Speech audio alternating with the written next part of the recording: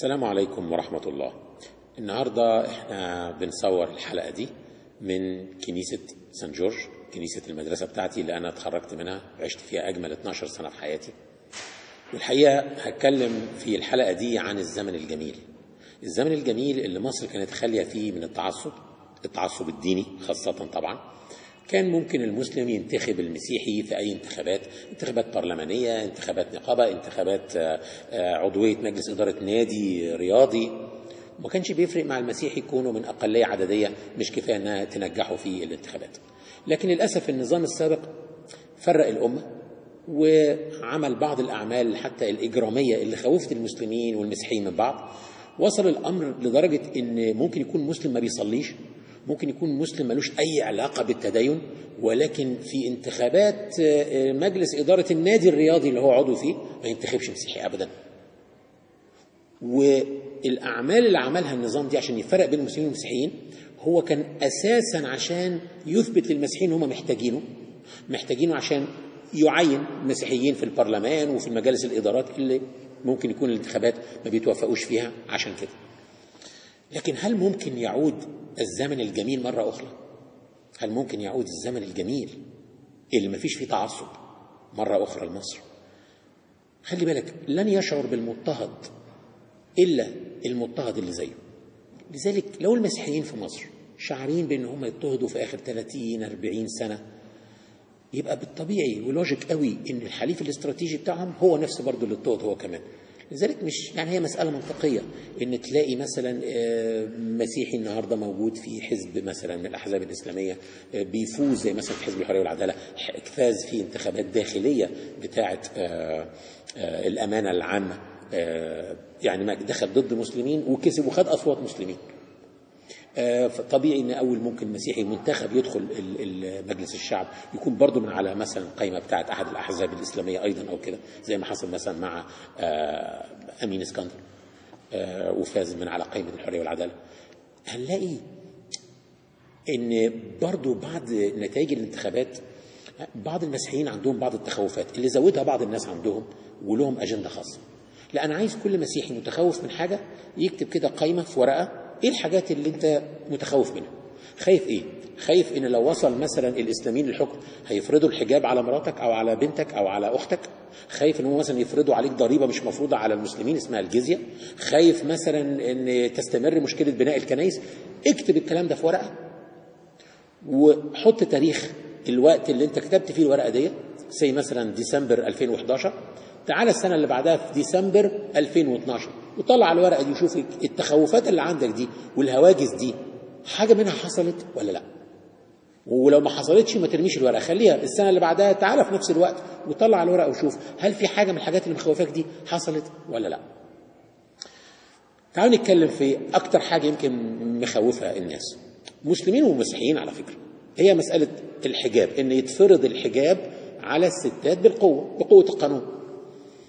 أنا كنت مع واحد من الشيوخ الكبار قوي على فكرة في جماعة الإخوان المسلمين من حوالي شهرين، قابلته في حتة وسألته قلت له يا شيخنا يعني هو كده يعني لو حصل والشريعة اتطبقت مش مثلا المفروض برضو إن الستات تغطي شعرها كلها بقوة القانون؟ قال لي أبدا، اللي أفسدوا الاستعمار في 200 سنة أنت مش هتصلحه لا في سنة ولا في 3 ولا في 10 ولا شيء يفرض على الناس أبدا. في دول بالفعل فرض الحجاب، في دولتين في منطقتنا فرضين الحجاب. هل معنى كده ان ستاتهم كلهم فعلا محجبات؟ اركب كده الطياره وهي طالعه من اي دوله من الدول دي وشوف اللي بيحصل. مش طبعا كل الستات، في ستات فعلا فيهم محجبات، لكن فيهم اللي بتيجي على طول تقلع بقى الطرحه وبعد كده البلطو وبعد كده هل ده اللي احنا عايزين نوصل له؟ وهنا انا عايز اقول كلمه قالها مفكر اسلامي اتشوه كتير قوي اللي اسمه سيد قطب. سيد قطب قال في كتاب ظلال القرآن: الدين لا يقود الناس إلى الطاعات في السلاسل، وإنما يهيئون ويربون ويدعون، لكن ما فيش دين أبدا في الدنيا يزق الناس بالعافية إلى طاعة ربنا. الحاجة الثانية مسألة الجزية. للأسف الشديد كتير من أصحابي قلقانين من المسألة دي، ومنهم واحد صاحبي حافظ حتى آيات في سورة التوبة أكتر مني، يعني يمكن أنا أتلخبط في الآية وأنا بقولها هو حافظها صم. الآية 29 سورة التوبة: قاتلوا الذين لا يؤمنون بالله ولا باليوم الآخر ولا يحرمون ما حرم الله ورسوله ولا يدينون دين الحق من الذين أوتوا الكتاب حتى يعطوا الجزية عن يد وهم صاغرون. لك بس هو يبقى أنت بتقاتل الناس لأنها مش مسلمة، وكمان هتفرض عليهم ضريبة عشان خاطر توقف القتال. هذا الكلام طبعا مش حقيقي. أولا مش من أسباب القتال أبدا في الإسلام هو اختلاف الدين، بل بالعكس، ده الإسلام سمح لي إن أنا أتجوز مسيحية، يعني أم عيالي تبقى مسيحية، ده معناه إن خال عيالي مسيحي وخالة عيالي مسيحية، جد عيالي مسيحي، جدة عيالي مسيحية. يعني أنا لو أبويا كان اتجوز مسيحية وأمي مسيحية، هل معقول أنا مطلوب مني أروح أقاتل جدي أقاتل خالي عشان خاطر مش مسلمين؟ ده الكلام ده مش معقول. هل أنا لو اتجوزت واحدة مسيحية مش المفروض إن أنا أحبها؟ ده من القرآن. القرآن نفسه قال على العلاقة بين الزوج والزوجة وجعل بينهم مودة ورحمة. لازم نفهم إن أحيانا بيحصل عملية كات اند بيست بيتلعب بيها ضد المسلمين، خاصة عشان خاطر يتشوه دينهم شوية.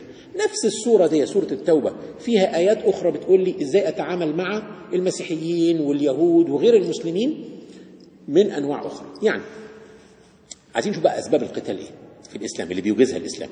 هنلاقي في نفس السورة دي الآية رقم 13، سورة التوبة آية 13 بتقول: ألا تقاتلون قوما نكثوا أيمانهم، يعني خلفوا العهود بتاعتهم، ما احترموش الإمضة بتاعتهم على العهد اللي بينهم وبينهم، ماشي، وهموا بإخراج الرسول، كانوا عايزين يطردوا النبي عليه الصلاة والسلام، وهم بدأوكم أول مرة.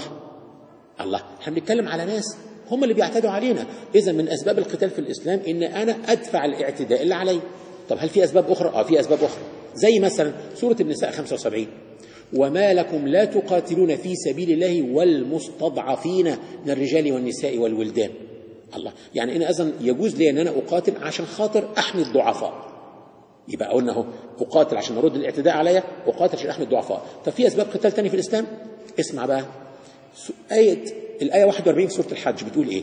ولولا دفع الله الناس بعضهم ببعض لهدمت صوامع وبيع وصلوات ومساجد يذكر فيها اسم الله كثيرا. يبقى ربنا بيشرع القتال للدفاع عن دور العبادة بتاعة المسلمين وغير المسلمين. صوامع الرهبان اللي هي الأديرة، بيع جمع بيعة في اللغة العربية يعني كنيسة، صلوات جمع صلوة اللي هو السيناجوج أو المعبد اليهودي. يعني أنا ممكن أكون مختلف معهم في الدين وفي العقيدة، ولكن ربنا بيقول لي تدافع عنهم وتقاتل من أجل حماية دور العبادة بتاعتهم.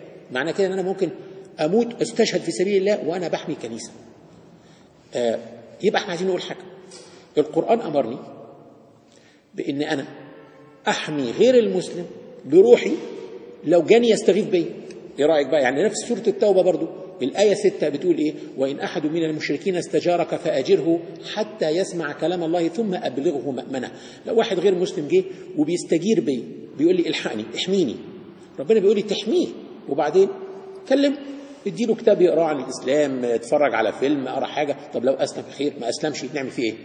ثم أبلغه مأمنه، يعني أحرسه لغاية ما يبقى في مكان هو آمن فيه. يعني إيه؟ يعني أقاتل من أجل الدفاع عن حياته. لو حد حب يعتدي عليه، إن شاء الله يكون مسلم اللي يعتدي عليه، أنا أقاتله للدفاع عنه، أحميه بروحي عشان خاطر ما يحصلوش حاجة.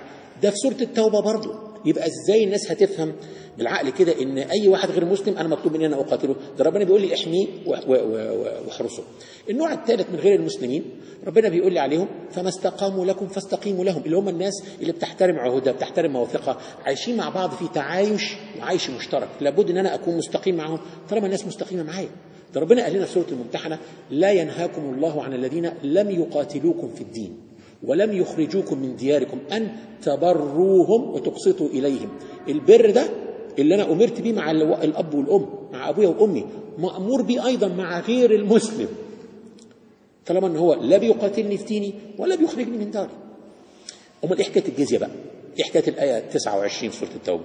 خلي بالك، اذا توفرت الاسباب بتاعه القتال في الاسلام والمسلمين خرجوا للقتال للاسباب المشروعه اللي قلنا عليها، يا حد بيعتدي عليهم، يا عشان يحموا كنايس، يا عشان كذا. طيب دلوقتي احنا رحنا وبنقاتل قبيله معينه، القبيله دي هي تبع دوله معينه زي الدوله الرومانيه، الدوله الفارسيه، وبتدفع لها ضريبه، بتدفع لها جزيه. امتى القتال اقدر اوقفه؟ لما يوافقوا على ان هم خلاص ولائهم يكون لينا، ويبطلوا يدفعوا الجزية للدولة الرومانية أو للدولة الفارسية ويدفعوها للدولة الإسلامية.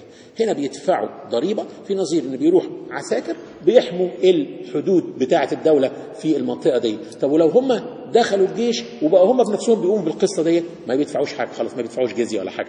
وده حصل في وقت سيدنا عمر بن الخطاب من قبيلة الجراجمة، ودي قبيلة مسيحية دخلت في جيش عمر بن الخطاب وما كانتش بتدفع جزية، وبل لما كانت بتدفع حاجة اسمها الصدقة اللي هي الزكاة.